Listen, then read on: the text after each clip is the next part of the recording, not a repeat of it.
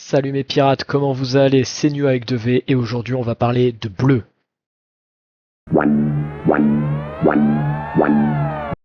Comme d'habitude, on va commencer par expliquer les atouts de la couleur.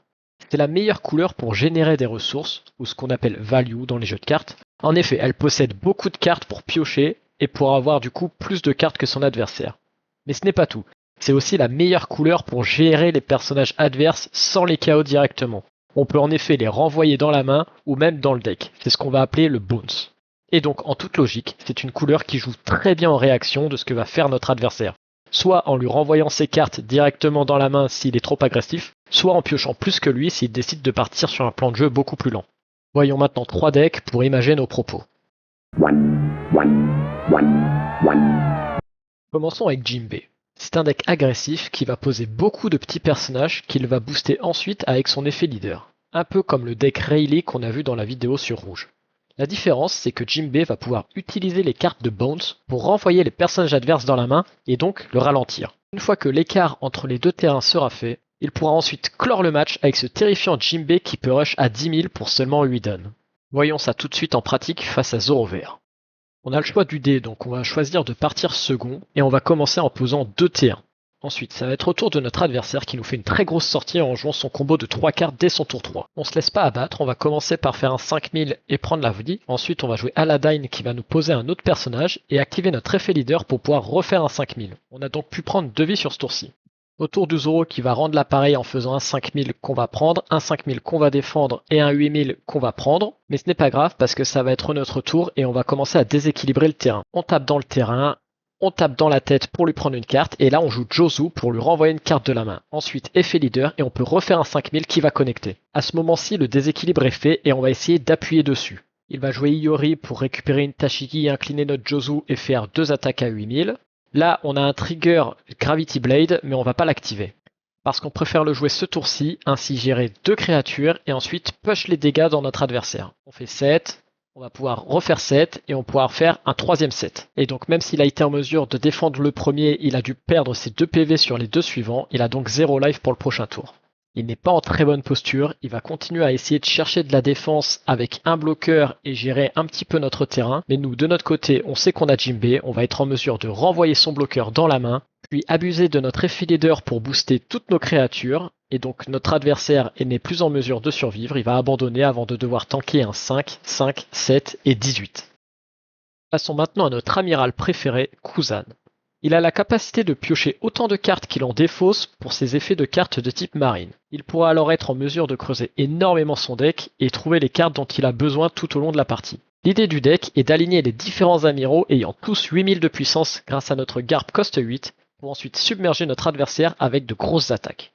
Voyons un cas pratique versus un deck très peu commun, Rocinante bleu-vert. Cette fois on n'a pas eu le choix du dé et du coup on va être first. On utilise Tashigi pour essayer de trouver tous nos amiraux. On ne les trouve pas mais du coup on va prendre Sengoku qu'on va pouvoir jouer ce tour-ci pour continuer à essayer de trouver nos différentes pièces de notre puzzle. Donc là on prend Garp plus un counter 2000 et vu que Sengoku nous demande de défausser un, notre effet Kuzan s'active et on peut piocher une de plus. On commence notre tour à 5 dons et on va pouvoir jouer Isho vu que notre adversaire a 6 cartes en main et donc en défaussant 2 qu'on va pouvoir repiocher grâce à notre Kuzan, notre adversaire a du bottom 2 cartes de sa main. C'est son tour, il va commencer avec une attaque de Cavendish pour faire pioche 2, défausse 1, et ensuite il joue un bloqueur et vient nous taper à 6 qu'on va défendre. On commence notre tour avec 7 dons, on va commencer en faisant une première attaque à 6 qu'il va défendre, une attaque à 7 qui va bloquer puis counter, et on va jouer Kuzan pour freeze son Cavendish. Il répond avec carotte pour freeze notre Isho plus un bloqueur, on counter sa petite attaque, mais là on va être en mesure de pouvoir commencer notre Garp plus un autre amiral qui sera Sakazuki, continue à piocher des cartes, et là notre terrain est installé. On termine notre tour en tapant à 6000 que notre adversaire va défendre, 8000 qu'il va prendre, et c'est à lui. Encore une fois, il va commencer en faisant sa pioche et sa défausse avec le Cavendish, on défend, et là il va jouer sa carte maîtresse Kid 8, qui redirige toutes les attaques sur lui une fois qu'il est couché,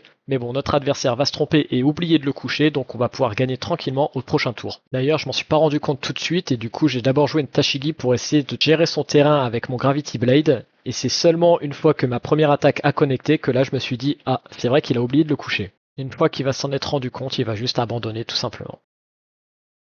Terminons avec Boa, mais celle qui est sortie en OP7. Une fois par tour, elle peut piocher une carte si un personnage quitte le terrain par un effet, si jamais elle possède 5 cartes ou moins en main.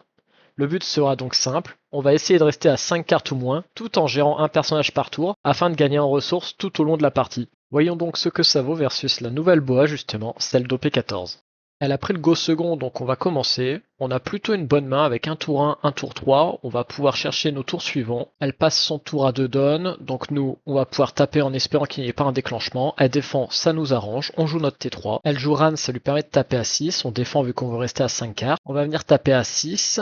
Et encore une fois, elle défend, donc ça nous arrange. On fait notre boa qui permet d'attacher un don et on aura un Jozo pour le tour prochain. Là, cette fois, elle prend sa première vie. On a de la chance, il n'y a pas de déclenchement. Elle joue la même boa, puis elle va venir taper à 7 dans la nôtre. Donc on la laisse mourir, ça nous permet de piocher 2 cartes et on prend notre life. C'est notre tour, on va pouvoir jouer Jozo et redéséquilibrer le terrain. On vient frapper à 5, elle défend. On va chercher une carte avec Gloriosa et on va essayer de tuer son dernier body avec notre boa qu'elle va défendre. Et à elle jouait Yori, donc on peut se douter qu'il y a un déclenchement en haut de ses points de vie. Puis elle rejoue la boa qu'on lui avait renvoyée dans la main. Elle vient taper à 7 sur 6 puis à 7 sur 6. Ça nous permet de lâcher 2 2000 et du coup vider un peu notre main. Donc là, la différence entre elle et nous se fait pas tant sur le board mais plutôt dans la main. Donc on va abuser de ça et essayer de lui vider entièrement la main. Et à partir de là, on sera en mesure de contrôler la partie tout simplement. Et donc on joue notre boa, 8000, qui va empêcher sa boa de taper. Elle va attacher 5 dons à sa Iori et 4 dons à son leader, donc on peut se douter qu'il ne va pas y avoir grand chose de très dangereux qui va arriver. On peut défendre très facilement et repasser à 5 cartes en main. Et à partir de là, la partie est plus ou moins terminée. On peut venir à 0 sur 0, qui je ne sais pas pourquoi notre adversaire va venir défendre. Puis 5 sur 5 pour bait le bloqueur, il va tomber dedans. Donc là, on peut le gérer facilement. Il n'a plus rien sur son terrain. Donc on peut venir taper tranquillement à 7, puis 8. On fait notre nouvelle boa qui va encore freeze un de ses bodies et bottom une de nos cartes. Du coup, notre effet s'active, on pioche 1. Et à partir de là, bonne chance à notre adversaire pour survivre ou pour essayer de nous tuer. Il va tenter la survie en se healant de 1 et en posant un bloqueur. Mais bon, on a Red Rock, on va donc pouvoir bottom son bloqueur, piocher 1 et venir faire l'assaut final avec 7000 Jozu, 8000 de boa et 12000 pour la dernière attaque.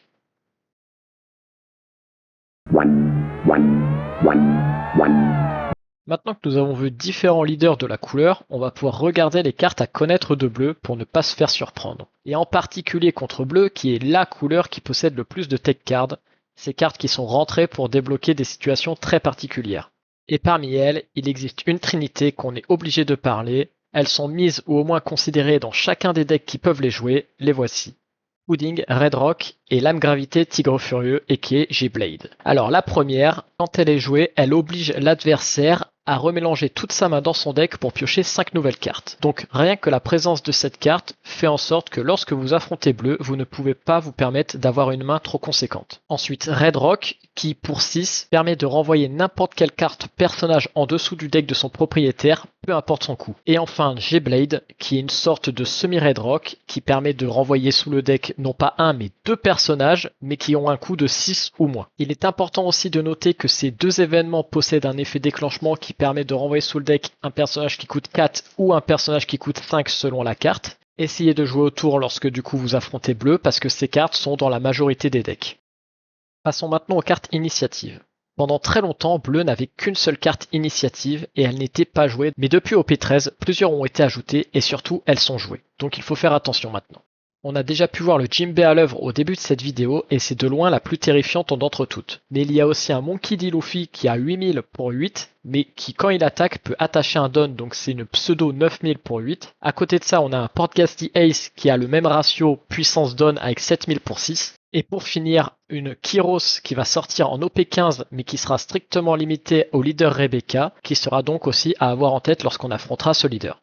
Voyons maintenant les cartes imbloquables, avec pour commencer Perfume Fémur qui est joué dans tous les decks qui peuvent se permettre de la jouer, donc les leaders qui seront de type Seven Warlord. Elle permet de rendre une carte Seven Warlord imbloquable pour l'attaque. Récemment, on a aussi eu Terracotta qui pour 2 permet de rendre une carte avec le type Royaume d'Alabasta imbloquable, qu'on va retrouver principalement dans le deck Sanji bleu-violet.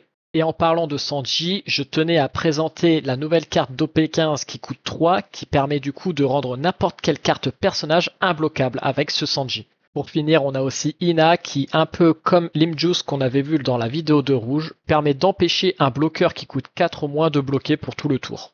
Terminons ce chapitre des cartes à connaître avec les autres que je n'ai pas pu mettre dans les précédentes catégories, en commençant par Jozu, qu'on a suffisamment vu déjà lors de toutes nos parties. Il permet, en échange de renvoyer une de nos cartes en main, de renvoyer n'importe quelle carte qui coûte 6 ou moins dans la main de son propriétaire. C'est tout simplement l'une des toutes meilleures cartes de milieu de jeu depuis sa sortie. Ensuite, comment faire une vidéo de bleu sans parler du leader Nami, qui a récemment reçu un errata. C'est un leader qui possède une condition de victoire alternative et qui ne jouera que là-dessus. Elle cherche à vider entièrement son deck, donc faites attention lorsque vous l'affrontez.